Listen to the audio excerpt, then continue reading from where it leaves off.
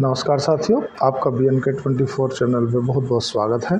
साथियों, आज हम बात करने जा रहे हैं, मेरे एक मित्र हैं ITBP में हैं।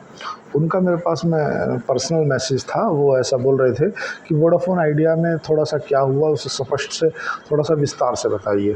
तो मैंने सोचा कि क्यों ना हम उन्हें बताने से अच्छा है हम अपने यूट्यूब पे अपलोड कर दें वीडियो, जिससे हमारे जो और भी यूज़र हैं उन्हें भी वोडाफोन आइडिया की कुंडली थोड़ा सा अच्छे से पता चल सके। तो साथियों, क्या हुआ, वोडाफोन आइडिया पे AGR बकाया था, एवरेज ग्रॉस रेवेन्यू 70,000 करोड़ रुपये का। 70,000 करोड़ रुपये का किसका बकाया था? भारत दूरसंचार विभाग का, जो डिपार्टमेंट ऑफ टेलीकम्युनिकेशन होता है ना, डिपार्टमेंट ऑफ टेलीकम्युनिकेशन मतलब भारतीय दूरसंचार विभाग, उसका 70,000 करोड़ रुपया वोडाफोन आइडिया के ऊपर बकाया था। अकेले वोडाफोन आइडिया पे नहीं, और भी भारतीय एयरटेल पे भी लगभग 44,000 करोड़ रुपया बकाया था। तो सरकार सुप्रीम कोर्ट ने इनको पहले क्या किया था कि 15 साल का उसका टाइम दे दिया था कि आप इस पैसे को 15 साल में लौटा दो और किस्तों पे लौटा दो, ऐसा सुप्रीम कोर्ट ने इनको बोला था। लेकिन इन्होंने क्या किया, इन्होंने पुनः विचार याचिका दाखिल की सुप्रीम कोर्ट में। सुप्रीम कोर्ट में इन्होंने पुनः विचार याचिका दाखिल की और बोला कि हमारा जो आपने AGR निकाला है, ये आपने टोटल प्रॉफिट पे निकाला है और हमारा जो टेलीकम्युनिकेशन से प्रॉफिट हो रहा है वो कम है। तो जो वोडाफोन आइडिया ने बोला था कि मेरे जो 70,000 करोड़ रुपए का निकाला है AGR, मैं चाहता हूँ कि इसका 50% मेरे को रिलीफ दी जाए, मतलब 35,000 करोड़ रुपये जैसे मैं पे करूं। और एयरटेल पे 44,000 करोड़ रुपए का AGR था, तो एयरटेल ने भी लगभग 17,500 करोड़ रुपये अपने माफ़ कराने के लिए सुप्रीम कोर्ट में याचिका दाखिल की थी। तो सुप्रीम कोर्ट ने ये बोलते हुए इनकी फ़ाइल लौटा दी कि नहीं, इस पर कोई पुनः विचार याचिका नहीं हो सकती, क्योंकि हमें आपके ऑल ओवर प्रॉफिट से मतलब है, हमें आपसे इस चीज़ से कोई लेना देना नहीं है कि आपने वो कहाँ से कमाया, क्योंकि इस चीज़ का लाभ कहीं ना कहीं दूसरों को ज़्यादा मिल जाता।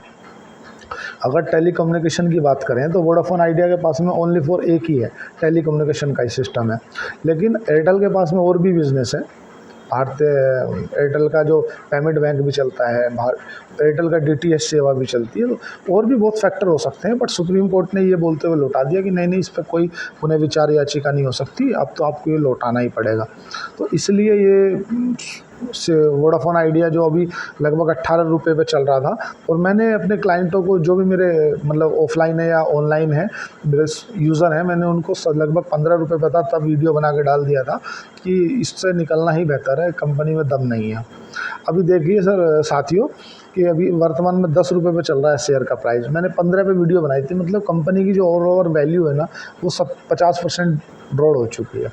अब अभी कुमार मंडलम बिरला जी ने कुछ दिन पहले एक टीवी इंटरव्यू में कहा था कि अगर सरकार हमारे प्रोजेक्ट, हमारे कंपनी को सपोर्ट नहीं करेगी या हमें मदद नहीं करेगी, तो हम अपने आप को बैंकरप्सी डिक्लेयर कर देंगे। तो इसमें कहीं ना कहीं सरकार को भी देखा, तो सरकार ने माना इस चीज़ को, क्योंकि सरकार नहीं चाहती कि कहीं ना कहीं टेलीकॉम सेक्टर में मोनोपोली जैसा बिजनेस आ जाए। अब आप साथियों सोच रहे होंगे मोनोपोली कैसे आ सकती है। मोनोपोली साथियों ऐसे आ सकती है, देखिए, एक तो एयरटेल है और एक जियो है और एक VI है वोडाफोन आइडिया और एक BSNL है।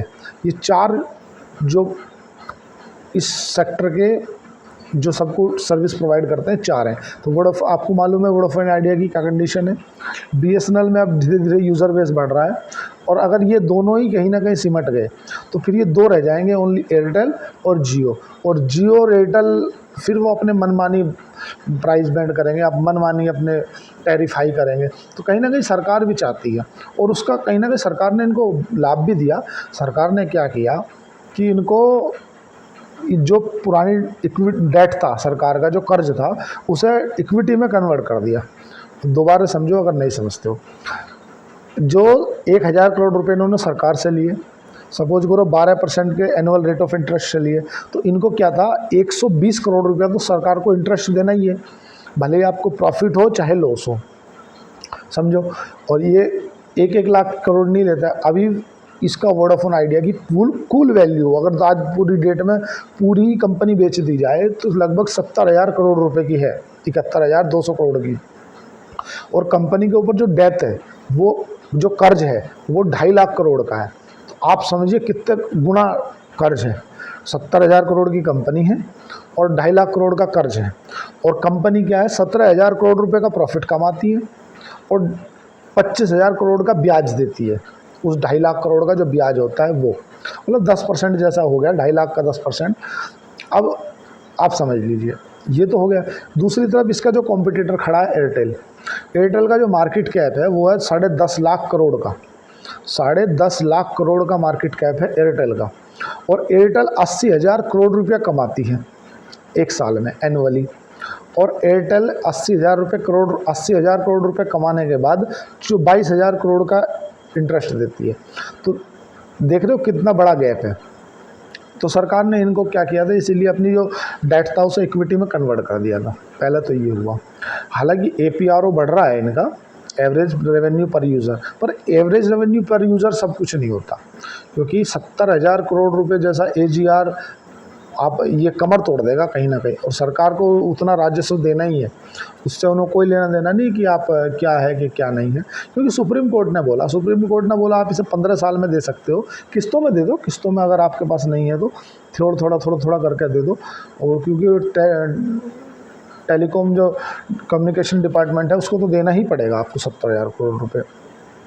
अब हम बात करते हैं कि मैं अपने मित्र से ऐसा यूट्यूब के माध्यम से बताना चाहता हूँ कि इसके ग्रोथ ना करने के जो चांसेस हैं वो क्यों है। मैं इसके 5 फैक्टर आपको गिनवाऊंगा जो बहुत ही मेरे को लगे। मैं कंपनी को बहुत डीपली पढ़ रहा हूँ साथियों, लगभग मुझे 15 साल से ज़्यादा अनुभव है। 2009 से मैं शेयर मार्केट से रिलेटेड जो कंपनियाँ होती हैं उनका बिजनेस मॉडल पढ़ रहा हूँ। तो मैंने अब आके यूट्यूब पर चैनल पर आना चालू किया है। देखिए, पहला तो जो इनका पुराने पाप है, जो AGR है, जो एवरेज ग्रॉस रेवेन्यू जो सरकार को देना है 70,000 करोड़ रुपया, पहला तो वो फैक्टर। दूसरा, मार्केट के अंदर जो एयरटेल और जियो हैं उनकी बहुत अधिक पकड़ है। तीसरा, इनके ऊपर जो कर्ज है, ये 70,000 करोड़ देना है, उसके अलावा जो 2.5 लाख करोड़ कर्ज है वो भी है, वो उनकी कमर तोड़ रहा है। चौथा जो है कि 5G का जो नेटवर्क है उसका ये विस्तार नहीं कर पा रहे। क्यों नहीं कर पा रहे? क्योंकि रुपये के कारण, पैसे की तंगी होने के चलते उसका उतने अच्छे से विस्तार नहीं कर पा रहे। उसका फैक्टर कहाँ जा रहा है, मैं 5वां पॉइंट पे आऊँगा। नेटवर्क अच्छे से विस्तार नहीं हो रहा 5G का, तो उसका 5वां फैक्टर क्या फ़र्क पड़ रहा है कि इनके जो यूज़र बेस है ना वो घटता जा रहा है। सपोज करो मेरा आज वोडाफोन आइडिया का सिम है और आज मैं किसी को कॉल लगाता हूँ और आधा घंटा वो 1 मिनट तक टू करता रहेगा, तो फिर मैं क्या करूँगा, हटाओ यार, जाके पोर्ट करा लूँगा। आप भी साथियों ऐसे ही करोगे कि जब नहीं लगेगा फ़ोन तो आप क्या करोगे, जाकर पोर्ट कराओगे। और कस्टमर जो बेस जो घटना बहुत ही नेगेटिव है कंपनी के लिए, वोडाफोन आइडिया के लिए। अब मैं इसी के जो साथ में खड़ा हुआ भारतीय एयरटेल है उसके कुछ पॉजिटिव पॉइंट गिनवाना चाहता हूँ, क्योंकि जब मैं पॉजिटिव पॉइंट बताऊंगा आपको तब आप उसका एक कंपेयर कर पाओगे। देखिए, भारतीय एयरटेल क्या है कि 10 लाख करोड़ की कंपनी है, पहली बात तो। दूसरी बात, कंपनी प्रॉफिटेबल है। तीसरी बात, कंपनी जो है भारतीय एयरटेल, उसका जो क्लाइंट बेस है वो काफ़ी मजबूत है। चौथी बात कि जो भारतीय एयरटेल है ना उसके भारत के अलावा अन्य देशों में भी काम है, ये तो हो गई, उसके अन्य देशों में भी काम है। छठी बात कि उसका जो काम है, मेजर बिजनेस है ना एयरटेल का, वो ओनली टेलीकॉम से नहीं आता, और भी है। जैसे आपने देखा होगा जो एयरटेल का DTH लगा होता है, किसी के घर में भी आप सब यूज भी करते होंगे, और एयरटेल पेमेंट बैंक है। तो इस तरह के जो एयरटेल के प्रोडक्ट हैं वो कहीं ना कहीं लोगों को लुभा रहे हैं। एयरटेल थैंक्स करके एक ऐप आया है, वो फीचर्स ग्राहकों को बहुत लुभा रहा है, ग्राहकों को बहुत भा रहा है। तो कहीं ना कहीं ये इसकी वोडाफोन आइडिया की कमर तोड़ रहे हैं। अब ऐसा नहीं कि कंपनी में सब चीज़ नेगेटिव है, पॉजिटिव भी होना चाहिए कुछ। तो साथियों, पॉजिटिव ये है कि सरकार ने अभी कुछ टेलीकम्युनिकेशन नियमों में सुधार की घोषणा की है, और ऐसा सरकार चाहती है कि इसके सुधार के साथ साथ इनको कुछ छूट दी जाए।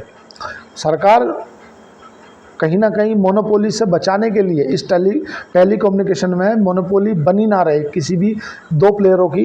वोडाफोन आइडिया और BSNL को अगर हटा दिया जाए तो केवल एयरटेल और जियो 2 ही प्लेयर बचते हैं।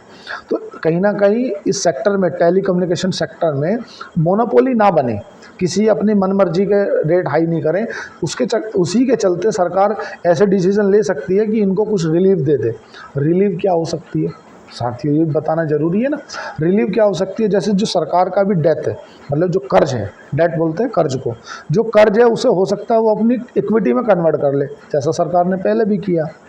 और जो नए निवेशक आए जो इस कंपनी में पैसा लगाएं और पैसा लगा के इसमें ग्रोथ करें, जैसे अभी बीच में चर्चाएं चल रही थी कि हो सकता है इसको अडानी ले ले, ऐसा चर्चाएं गर्म थी। जो पहले से कर्ज धारक हैं जिन्होंने कर्जा दे रखा है इसको, अगर वो इसको इसमें अपनी इक्विटी डाल देते हैं कि भाई हमारा जो कर्ज है उसे आप इक्विटी में कन्वर्ट कर दो, मतलब हमें उसने कर्ज के शेयर दे दो, तो होगा क्या, कहीं ना कहीं कंपनी का जो पैसा कर्जे ब्याज में जा रहा है ना वो बचेगा, और जो डेट है वो इक्विटी में कन्वर्ट होने से कंपनी को प्रॉफिटेबिलिटी होने के चांसेस हैं। और जो कुमार मंडलम बिरला जी हैं उन्हें भी बहुत विचार करके जो अपनी हिस्सेदारी है उसे इक्विटी में कन्वर्ट करना पड़ेगा, तब जाकर इसमें थोड़ी ग्रोथ आ पाएगी। लेकिन उसके बाद भी एक कंसर्न का विषय बचता है साथियों, वो है क्लाइंट बेस का घटना।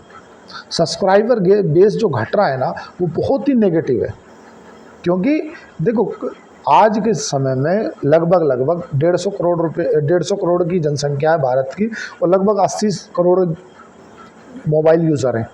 पर समस्या ये आ रही है कि कोई भी यूज़र इतनी देर नहीं रुक पाता, कि जैसे मैंने खुद यूज़ किया है वोडाफोन आइडिया, इसलिए मैं बता रहा हूँ। मेरा एक नंबर वोडाफोन आइडिया का था, तो मैं उसको मजबूरी में उसको मैंने बंद किया, क्योंकि मैं उसको जब तक मैं फ़ोन के लिए ऐसा कान पे लगा के रखता था 1 मिनट तक तो कुछ पता ही नहीं रहता था कि फ़ोन लग रहा है क्या नहीं लग रहा। इतनी देर में तो मैं दूसरे किसी बात कर लेता था, मतलब एयरटेल से या जियो से। तो ये जो क्लाइंट बेस इनका घट रहा है वो बहुत बड़े कंसर्न की बात है। अकेले एवरेज रेवेन्यू पर यूज़र बढ़ने से नहीं होगा, वो तो एवरेज रेवेन्यू पर यूज़र सभी का बढ़ रहा है, क्योंकि टैरिफ हाई जो हुए हैं ना इन्हीं के सबके हुए हैं, इनके नहीं हुए हैं। और अगर सरकार कोई इस सेक्टर में छूट लाती है तो वो छूट ऑल ओवर सब पे लागू होगी, कहीं ना कहीं उसको एयरटेल का भी फ़ायदा मिलेगा, जियो को भी फ़ायदा मिलेगा, BSNL को भी मिलेगा और वोडाफोन आइडिया को भी मिलेगा। तो ऐसा नहीं हो सकता कि सरकार अकेली इन्हीं का नाम रख के इनको कुछ वो दे दे कि आप कोई स्पेशल छूट है, ऐसा नहीं है। क्योंकि सरकार जो भी छूट लाएगी वो टेलीकम्युनिकेशन में सभी के लिए लाएगी। तो साथियों आज के लिए इतना ही। चैनल को लाइक करें, सब्सक्राइब करें, और जो कमेंट करें, अगर कुछ त्रुटि है तो आप कृपया लिखें। धन्यवाद।